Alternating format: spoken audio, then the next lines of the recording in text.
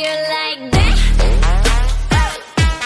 You gon' like that? Da da da da da da da. How you like that?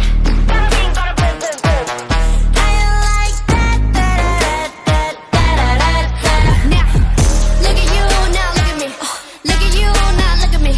Look at you, now look at me. How you like that? Now. Bidang linguistik fonologi dapat dibedakan menjadi dua bagian, yaitu fonetik dan fonemik. Fonetik mempelajari bunyi bahasa tanpa memerhatikan apakah bunyi-bunyi tersebut berfungsi sebagai pembeda makna atau bukan. Sedangkan fonemik mempelajari bunyi bahasa dengan memerhatikan fungsi bunyi tersebut sebagai pembeda makna. Dalam fonemik, kita mempelajari dan menyelidiki kemungkinan-kemungkinan bunyi ujaran yang manakah yang dapat mempunyai fungsi untuk membedakan arti. Fonemik menggunakan materi yang diambil dari hasil penelitian fonetik. Namun, tidak seluruh materi fonetik digunakan oleh fonemik, sebab tidak seluruh materi fonetik menarik perhatian fonemik. Karena itulah, fonemik mengadakan penilaian materi, yaitu hanya bunyi-bunyi bahasa yang mampu membedakan arti serta variasi-variasinya yang muncul dalam ucapan. Bunyi-bunyi itu dikelompokkan ke dalam unit-unit yang disebut fonem. Fonem itulah yang dijadikan objek penelitian fonetik. Berikut pengertian fonemik menurut beberapa ahli. Yang pertama, Khair menyatakan bahwa fonemik mengkaji bunyi bahasa yang dapat atau berfungsi membedakan makna kata. Yang kedua, Verhaar, fonemik adalah bidang khusus dalam linguistik yang mengamati bunyi-bunyi suatu bahasa tertentu menurut fungsinya untuk membedakan leksikal dalam bahasa. Jadi, kesimpulannya, fonemik adalah cabang studi fonologi yang menyelidiki dan mempelajari bunyi ujaran bahasa atau fonem suatu bahasa dalam fungsinya sebagai pembeda makna. Hal-hal yang berkaitan dengan fonemik. Untuk mengidentifikasi sebuah fonemik, kita harus mencari sebuah kata yang mengandung bunyi tersebut, lalu membandingkannya dengan kata lain yang mirip. Jika ternyata kedua kata itu berbeda maknanya, maka bunyi itu merupakan sebuah fonemik.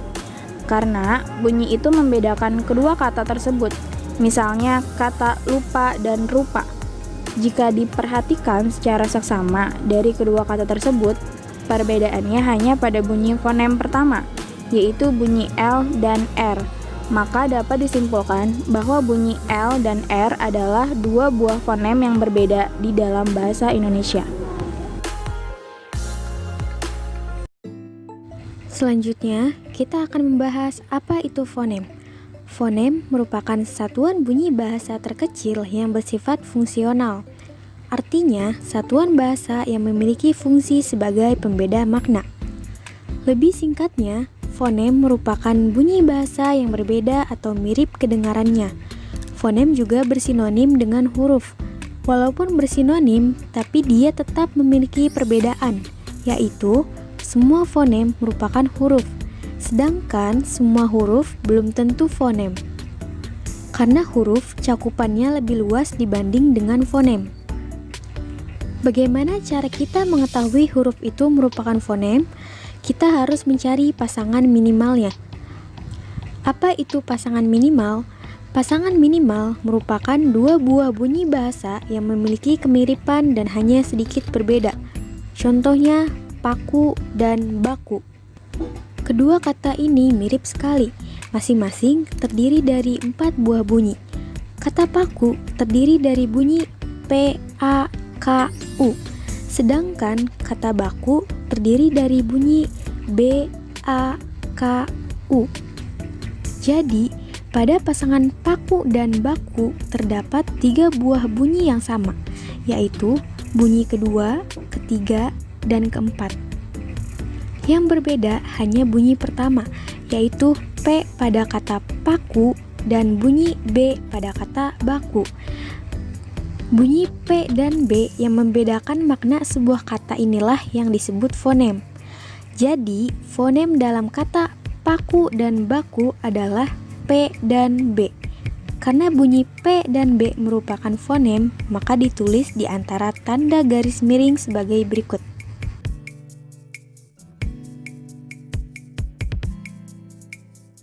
Untuk membuktikan sebuah bunyi adalah fonem atau bukan, dapat juga digunakan pasangan minimal yang salah satu anggotanya rumpang. Artinya, jumlah bunyi pada anggota pasangan yang rumpang itu kekurangan satu bunyi dari anggota yang utuh. Contohnya, tuah dan tua. Bentuk tuah memiliki 4 bunyi, sedangkan bentuk tua hanya memiliki 3 buah bunyi. Maka, kalau bunyi H itu ditinggalkan, makna kata itu akan berbeda. Oleh karena itu, dapat disimpulkan bunyi H adalah sebuah fonem karena dapat membedakan makna.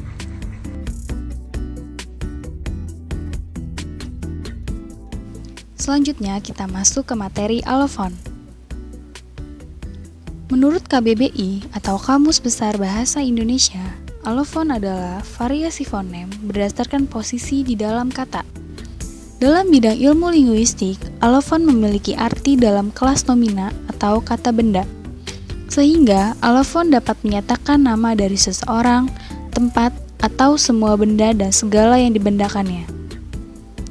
Secara umum, alofon adalah variasi dari sebuah fonem yang tidak membedakan makna atau kata. Alofon ditulis di antara dua kurung siku. Alofon merupakan realisasi dari fonem. Fonem dalam bahasa dapat mempunyai beberapa macam lafal yang bergantung pada tempatnya dalam kata atau suku kata.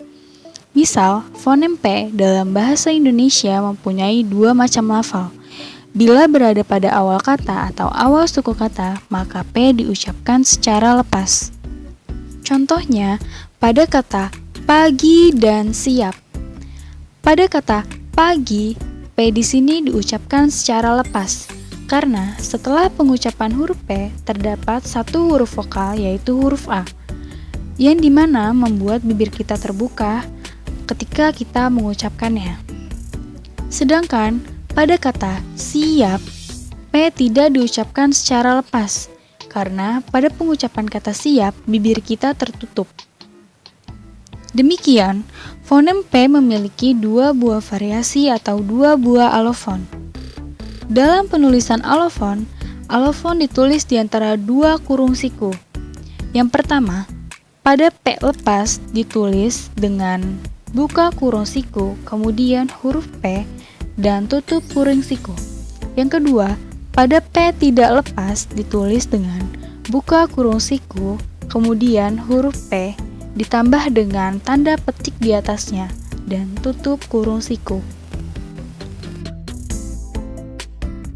Apakah setiap fonem memiliki lebih dari satu alofon? Sebuah fonem ada yang memiliki lebih dari satu alofon, karena dalam realisasinya fonem tidak dilafalkan sendiri, melainkan berdampingan dengan fonem lain. Dan karena fonem yang satu dengan yang lainnya saling mempengaruhi, maka fonem tersebut dapat memiliki sejumlah alofon atau lebih dari satu alofon.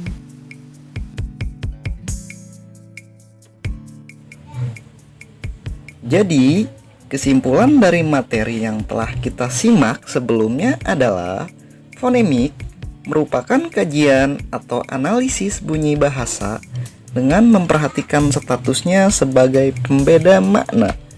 Bunyi bahasa yang diucapkan oleh manusia akan memiliki pembeda makna pada setiap bunyi bahasanya. Objek kajian dari fonemik adalah fonem. Fonem merupakan satuan bunyi bahasa terkecil yang bersifat fungsional.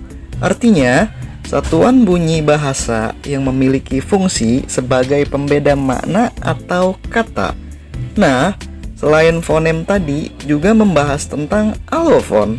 Alofon merupakan variasi dari sebuah fonem dan tidak membedakan makna dalam sebuah fonem bisa terjadi dari 1, 2 atau lebih alofon, karena alofon merupakan variasi dari fonem tersebut.